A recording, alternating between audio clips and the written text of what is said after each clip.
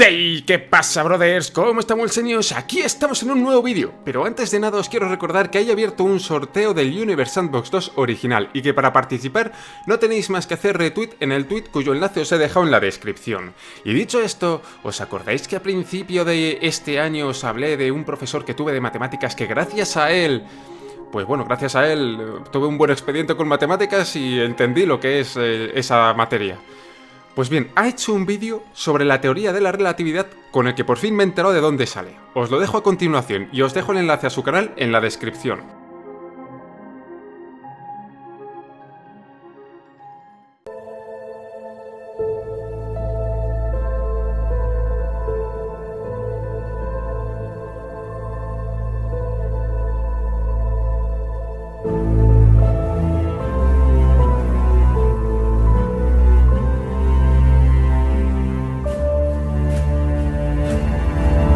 Comencemos observando cómo experimentan los dos padres del relativismo, Hendrik Anton Lorentz en movimiento uniforme sobre un vagón y Albert Einstein en reposo junto a la vía. Ambos suponen que la velocidad de la luz es la misma tanto para Albert como para Hendrik y razonan las consecuencias de esta hipótesis. Si Albert provoca un destello luminoso, este se desplegará con la forma de una esfera centrada en él y por la hipótesis inicial, lo mismo le ocurrirá a Hendrik. Si cuando estén sobre el mismo punto de la vía se emite un destello luminoso desde ese punto, veamos cómo razonan lo que sucede. Sitúan a la misma distancia del punto común, uno sobre el vagón y otro sobre la vía, sendas banderolas para detectar los momentos en que la luz las alcance.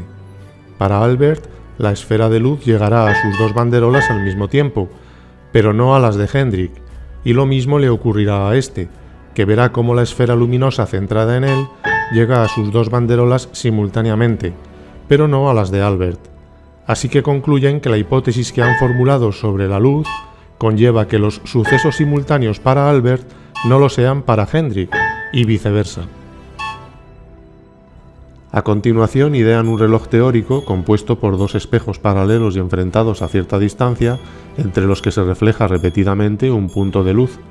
Toman dos relojes idénticos, uno vinculado a Albert y otro a Hendrik. Para Hendrik, el punto de su reloj recorrerá en una pulsación la distancia vertical igual a la velocidad de la luz c por el tiempo correspondiente, que puede indicarse incremento de t'. Sin embargo, Albert observará en el reloj de Hendrik que el punto de luz no se mueve en vertical, sino con una trayectoria inclinada, debido al movimiento de Hendrik respecto de Albert, por lo que éste observará que el punto de luz parece recorrer una distancia mayor que para Hendrik, que por el segundo postulado será igual a c por el tiempo aparente para Albert de una pulsación en el reloj de Hendrik, que puede simbolizarse incremento de t. Un análisis simétrico resultaría para Hendrik respecto de Albert. La geometría de esta idea queda resuelta mediante un triángulo rectángulo al que se puede aplicar el teorema de Pitágoras, y operando, con facilidad, resulta finalmente la razón entre los tiempos medidos por Albert y Hendrik en el reloj de Hendrik. Esa razón se denomina factor gamma y se revela como un parámetro típico del relativismo. Tengamos claro que incremento de t' es el tiempo de una pulsación observada por Hendrik en su reloj, mientras que incremento de t es el tiempo que le parece necesario a Albert para una pulsación en el reloj de Hendrik. No obstante, para Albert, el tiempo de una pulsación en su reloj propio será el mismo que aprecia Hendrik en el suyo, porque los relojes son idénticos y la velocidad de la luz es la misma para ambos. Otro efecto que se comprueba de manera parecida es el siguiente. Si Albert y Hendrik sitúan un metro patrón en la dirección del movimiento, cada uno de ellos percibirá más corto el metro del otro, sin que ello suponga en absoluto que el patrón de longitud cambie, porque ambos metros serán iguales en los dos sistemas, por el principio de relatividad. Tal contracción de longitudes contradice la relatividad galileana, que no admite este efecto, que para Einstein está representado por las transformaciones de Lorentz, con la consecuencia de que el tiempo t' dependa de la posición, y con ello, si Hendrik sincroniza unos cuantos relojes en reposo respecto de él, se tendrá que para Albert esos mismos relojes parecerán desajustados.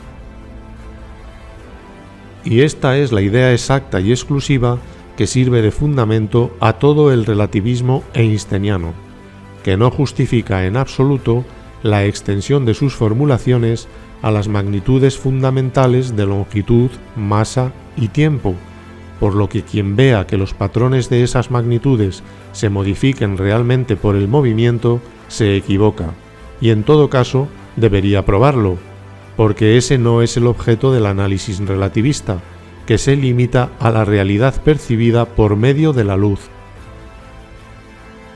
En la lección 7 de Matematizar 3 exponemos paso a paso el análisis científico en clave filosófica de la teoría especial de la relatividad de Einstein. La relatividad se basa en dos postulados. El primero, o principio de relatividad, supone que las leyes físicas se conserven en todos los sistemas de referencia inerciales. El segundo declara que la velocidad de la luz en el vacío sea constante en todos esos sistemas de referencia. Esta constante se designa con la letra C y se cuantifica en unos 300.000 km por segundo.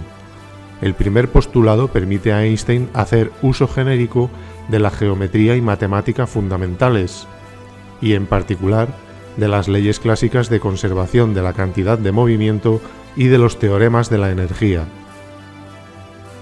El segundo postulado trae la consecuencia de la anomalía cinemática de la luz, en cuanto a la insatisfacción de la transformación galileana de coordenadas y de la ley clásica de composición de velocidades.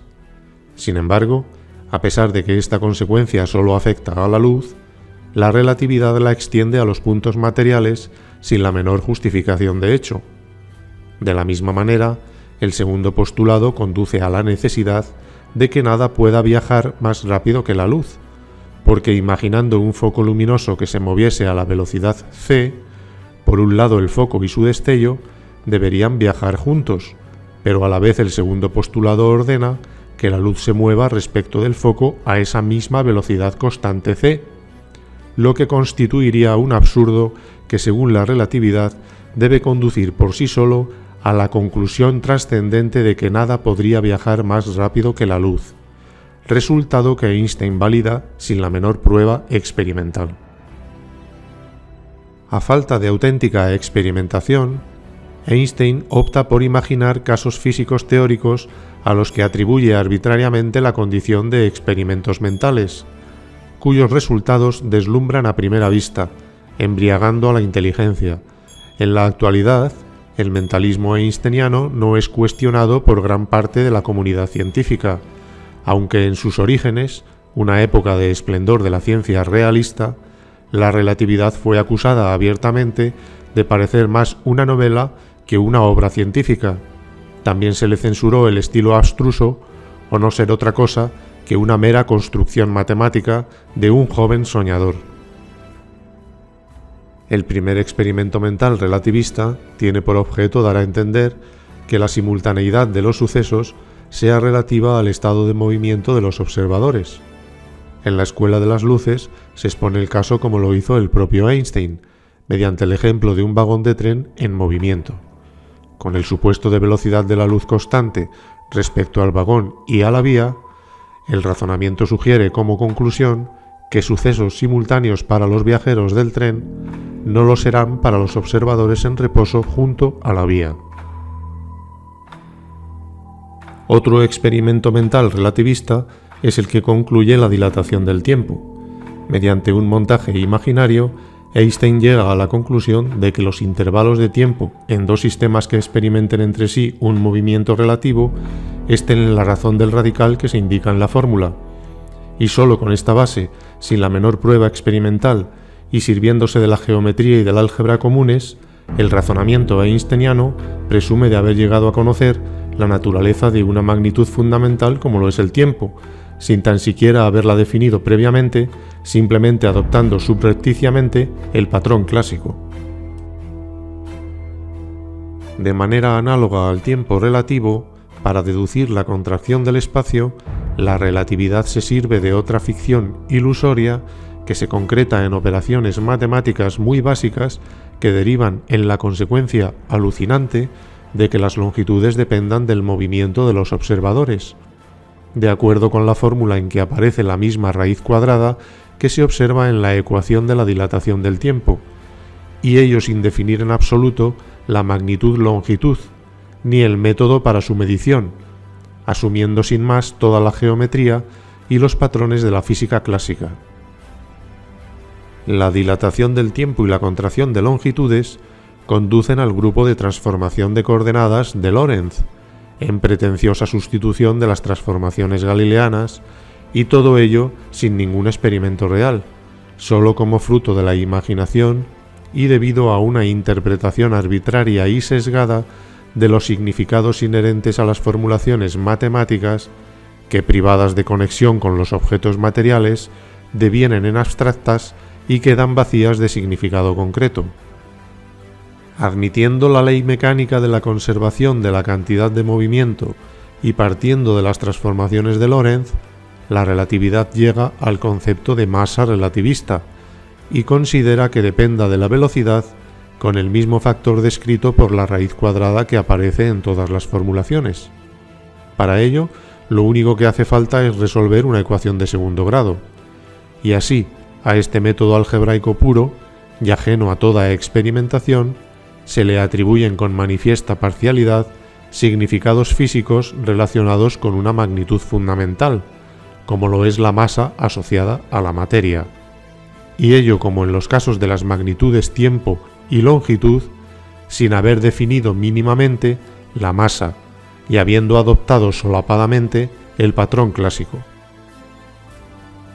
Como acostumbra el mentalismo relativista, sin la menor prueba corroborante, generaliza la segunda ley de Newton sin más que adaptar la ecuación newtoniana a las fórmulas de Einstein, prejuzgando tácitamente que la mecánica aplicable a velocidades elevadas comparables a la de la luz deba responder a las ecuaciones de la relatividad, lo cual no se ha podido comprobar casi 100 años después de la publicación del primer trabajo de Einstein y puede que sea imposible verificarlo. Mediante las teóricas ecuaciones de Einstein, la cantidad de movimiento relativista debe presentar una asíntota para una velocidad igual a la de la luz, y este resultado suele exhibirse como la invalidación de Newton, sin más argumentos que los vislumbrados en esta breve exposición, olvidando que quien ha llevado a la humanidad al espacio es precisamente el modelo newtoniano, y que su mecánica es la base de las ingenierías actuales y del elevado nivel de bienestar que han traído a la sociedad. De la misma manera, a todas luces tendenciosa, se llega al concepto de energía relativista, sin otro fundamento que generalizar arbitrariamente la energía clásica, y ello, como siempre, sin corroboración fáctica. De manera sorprendente, se pretende por Einstein que la relación entre magnitudes trascendentes como la masa y la energía tengan sentido material por el solo hecho de aparecer el término mc² en una fórmula matemática abstracta, prejuzgando con ello una relación verdadera entre masa y energía, que son importantes magnitudes intrínsecas a la naturaleza de la materia. En la lección 7 de Matematizar 3 se desmenuzan, detallan y justifican paso a paso cuáles son las manipulaciones científicas de los ilusorios experimentos mentales relativistas y de sus conclusiones seductoras. Se presentan con rigor los errores científicos y lógicos de la relatividad y se propone una revisión en profundidad de sus métodos, a fin de contribuir a la recuperación del rigor de la ciencia realista frente a la confusión sembrada por el mentalismo. Si deseas participar en esta tarea, en la mencionada lección 7 de Matematizar 3 encontrarás expuestos minuciosamente y con sencillez los razonamientos necesarios para formar tu propio juicio sobre la relatividad, y podrás desembarazarte de toda la contaminación intelectual imperante. El relativismo tiene muchos detractores.